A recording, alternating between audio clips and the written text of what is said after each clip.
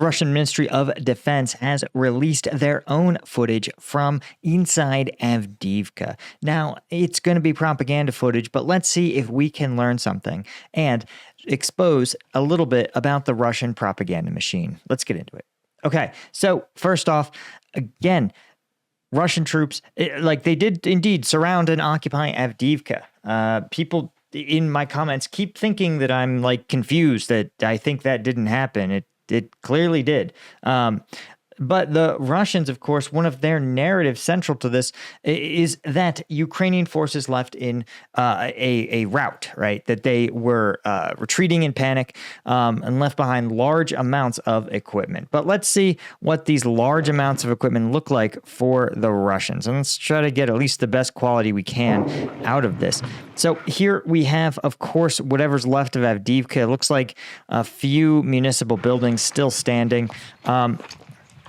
Note here that one of the things that we pointed out in my earlier video today on Combat Vet News is that you can actually see the difference over the span of the war based on Russian gear, right? And by the way, if you aren't a member of Combat Vet News, you really should be. It's the best way to support my channel. I don't get a ton of sponsors because I make war content, but twice a week, I take the uncensored combat footage from across the internet, the most viral stuff, and I do a deep dive analysis. So if you want to support the channel, support me, become a member. The link is in the description, combatvetnews.com. But anyway, if you were on that, you know that we talked about the fact that you can see the change and evolution of Russian forces over the course of the war. And one of the changes that's been most recent has actually been a move away from Russia's Ratnik Gear system. Russia actually spent billions, I think, of rubles on the Ratnik Gear. And it's a unique, it's several different components, but among them are, let's see if we can find it here. There we go. Here's a good example of a Ratnik infantry fighting gear, right? So you can see here, right? Note the digital flora pattern. Note the Kevlar protections over a ballistic plate carrier, right? It's got this neck protector to prevent against spalding, groin protectors. It even has some protection in the joints running along the femoral arteries. So a very advanced form of protection. It's also got this helmet, right? These digital flora mag pouches. He's got his VSS suppressed weapon system. So this is the idea, right? The idea was that the Russian military in the early 2010s looked out and said, we need to be competitive with these other NATO countries, right? This is what their standard issue kit looks like, or close to it. And so Russia tried to create its own version. So bear in mind, this is what more or less Russian invasion forces were wearing when they went into Ukraine. Now observe the current state of these forces, right? And remember, these are the ideal. These are Russia's, this is propaganda stuff. So this is the propagandized Russian MOD uniforms. Note what they don't have. They don't really have this flora camo. They have these high cut helmets. They've got, in some cases, some plate carriers, but that's about it. Right, you can see not much left of the village. Okay, note this guy here, right? Standard plate carrier, AK, 2 magazines, it looks like, and a radio. So really a downgrade in a lot of ways from this super geared out Russian Ratnik soldier. And again, the fact that this is like the ideal. Also note here, this is really interesting. This helmet cut is sort of something weird's going on. So this is what we would call a NATO, we would call it Kevlar. I think it's a Mitch helmet. But it's got these flares here. It kind of flares out, and that's meant to accommodate headphones going in and under the helmet. Nowadays, of course, those helmets are cut away entirely, and the headphones just go right over top. But this, you can see that this soldier has this additional bar that they've installed on the gear here, which is not uncommon. And it's meant to mount things like a flashlight or an IR beacon, perhaps. He's got a nods mount. So again, you can see this is a hodgepodge helmet though. It's has these aftermarket brackets and stuff to sort of bring it up to modern standards, right? It's taking an 80s design or a 70s design and bumping it up, so to speak. So again, a sign of the fact that, again, this is Russian propaganda and they still are wearing a lot of DIY and improvised stuff. To be clear, I want to be immensely clear. This gear is not any better or worse than what I've seen Ukrainians wear. The only thing he doesn't have that I find interesting, every Ukrainian always has a tourniquet strapped like visibly on their chest. Okay.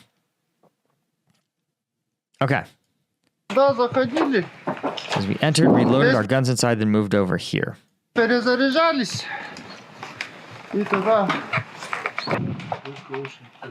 Right. Again, note what this guy doesn't. Look at these pants. These just look like normal pants. They're not even military cargo pants.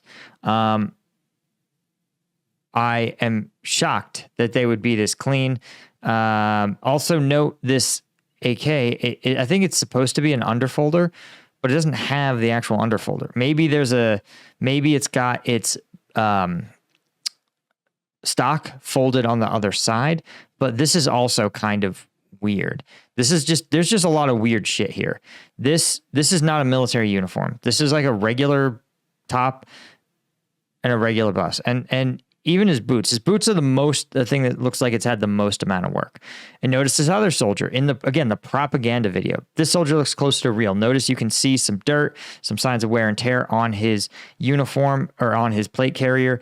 And notice, of course, the plate carrier with the plates inserted, and that it's black. It mismatches the other plate carriers. This is sort of how both militaries are looking at this point because they've had to, in both sides, source so much gear from different sources. In Russia's case, from both their own old stock and in a lot of cases from Chinese civilian manufacturers. There's a lot of Chinese factories turning out basically U.S. military style gear knockoffs for like airsoft players and stuff. And they have gotten contracts with the Russian military. So you can literally see the way this kind of hodgepodge gear has gone. Now, they say that Western weapons were left behind by retreating Ukrainian soldiers. And what this sort of implies to me is that it's things like tanks, armored vehicles, large stores of high explosives. If they left artillery, right? Artillery is something they really the Ukrainians need. So if they leave some behind, that would be to me an indicator of like a panic retreat. But you can see here, there's a box of M62 tracer rounds, right? 7.62 NATO, 200 M80s. This is basically 200 rounds for like an M240 Bravo, a machine gun. We've seen a number of M240 Bravos here. But again, is that like a game changer thing to leave behind? Not really. Again, he says we rushed into this area and found Ukrainian soldiers were well equipped here. So he says they had plenty of medicines. This is an interesting admission. And now it's strange because the Russian narrative for a long time is that, hey, the Ukrainians are equipped with the latest and greatest. They're equipped with very high levels of technology. And they're admitting, though recently the narrative in Russian propaganda has sort of shifted and become more oriented around the idea of like the Ukrainians are desperate, we've ground them out, the West is exhausted, we've beaten the West. And so the fact that they're admitting that, yes, this medical tent was very well equipped. Again, in a retreat, you're going to want to be able to provide medical care up until the last soldiers leave. So again, it makes some sense that they would find some medical equipment still here, but I'm not seeing evidence of like if it was a rout, you would see a whole hospital, right? You'd see a clear cache, you'd see beds, you would see gauze, like you'd see evidence of recent medical treatment where people just dipped, and you're just not seeing that, right? The next thing they show again is the same box, right? This is the same. The the ammo can that we just saw, the 200 rounds of 7.62 NATO linked, that's what this is. So far, Russia has rolled out one box of one ammo can of 7.62 NATO. Yep, that is 7.62 NATO linked tracer. The other thing they point out is say these are AT4s.